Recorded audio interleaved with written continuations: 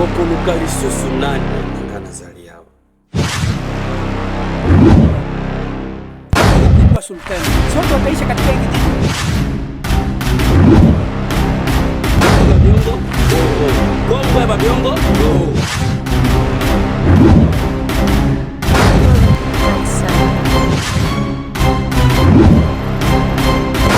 Kuna wewe unapanga.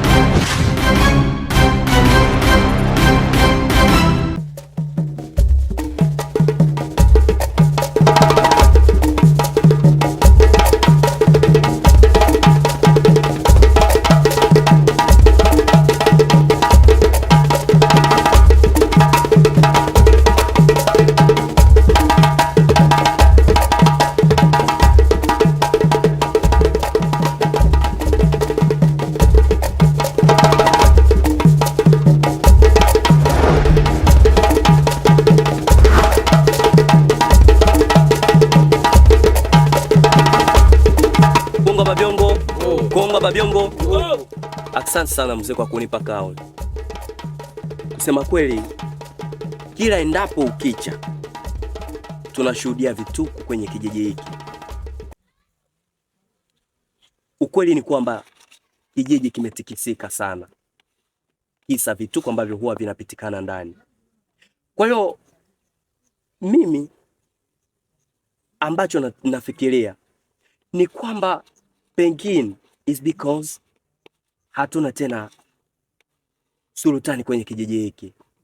Maana toka tangu sultani afariki mpaka leo hii tumefilisisha miaka 3, ingawa hatuna tena sultani na kijiji kimetikisika sana. Kwa mimi haja yangu natamani kwenye kikao hiki jinsi gani tutapata sultani ambaye ataongoza tena. Lile ndo la ziada ambalo ninalo la kunongoneza kwenye kikao hiki. Kongo wa Babiongo ngo boko lukali susu nani nangana zali yao. Bora ni kuwe sultani, na ndo ndoto langu kila mara ilikuwa ni kuwe sultani. Mzee niko hapa, niko tayari kutumika. Kotoro, najua wakati mko naongea mnanishangaza sana. Tuna mzee hapa, mzee wa busara. Kwa nini tuanze kuzizungulusha kutafuta sultani? Nadhani wakati jamaa pale alisema wazee wote wameisha, wamefariki, lakini tuna mzee hapa ambaye ana busara. Na yeye ndo tunaanza kuongea na yeye, tumuulize. Tika biloko wana. Natika ndenge nini? Kwanza wewe ukikuwa sultani, si watu wataisha katika hiki kijiji? Najua kwanza wanawake wote katika kijiji wao wanapendanaka na wao. Ndio kwa sultani. Wizi wa kwanza wewe. Tunajua kwamba tumewapoteza watu wengi. Mimi na uhakika kwamba wewe ndio unafanya vile vitu. Kongo Babiongo ngo. Kongo ya Babiongo ngo. Nadhani mnakusha kuzungumza nyingi zaidi. Tunanusikia kwa makini. Lakini tunaona watu wengi waisha kuzungumza. Lakini tuna kijana mmoja mwenye busara iko hapa. Haseme kitu na ana elimu timamu kabisa. Tunahusika na yeye tumteue na tukumweka katika kiti. Mzee, usizani ya kwamba kubaki kimya ndo mtu kuwa na busara. Kuna kimya lingine, mtu anaweza vuta bangi, analewa pombe na anashinda cha kuongea na baki kimya. Huyo ana busara gani huyo ambao unamchagua huyo? Mzee, kitu gani ya maana umeona hapa? Kaka yangu, why kipingamizi kwa kila kitu? Kwani kipingamizi kwa kila jambo, hata ambalo mzee amenongoneza, wewe pia unaleta ukipingamizi? Mzee wangu, kusema kweli, hujakosea kumteula yeye. Yaani niko na wewe kinagaubaga. Mara kumuona ana busara na tena hana kasoro lolote lile kwenye kijiji hiki. Kwa hiyo katika baraza zetu tumependa kuteua nani atakuwa na mimi pamoja kwa ile kauli. Kaka na wewe. Sasa tunaisha kuangusha. Ule bwana atakuwa mfalme tangu sasa. Amina.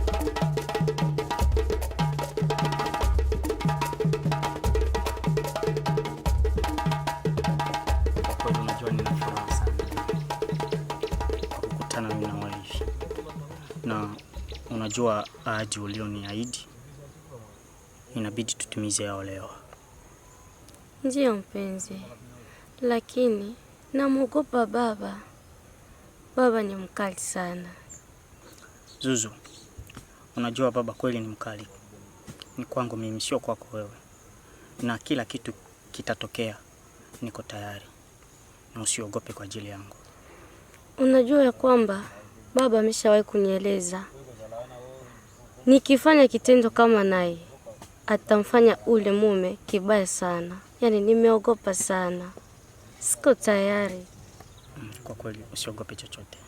Niko tayari kwa lolote litapotokea. Na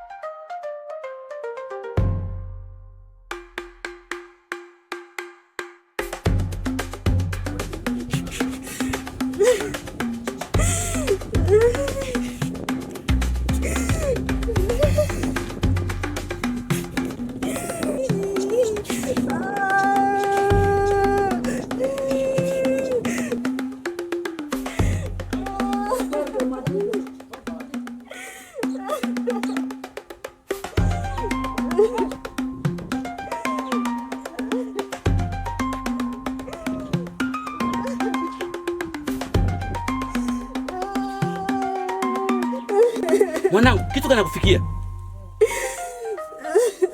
Ha? Ni nini? Useme ukweli. Ni nini? Siko nakuuliza. Baba, nimeanguka. Useme ukweli. Zungumza ukweli kabisa. Baba, nisamehe. Nimevunja ubikira wangu. What? Mwanangu, unaharibu kila kitu. Nilikuwa nasha kupangia utaona na sultani. Lakini unaharibu kila kitu. Alafu mimi najua na namjua yule kijana mwenye anafanya maneno. Najua kitu nitakapokifanya. Unaharibu kabisa. Unaharibu kila kitu.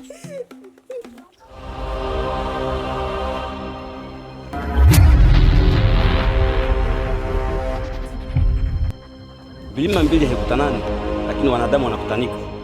Unakosea kabisa kwa sababu unakwenda kumharibu mtoto wangu na mazo bikira wake. Alafu leo kwako inakwisha.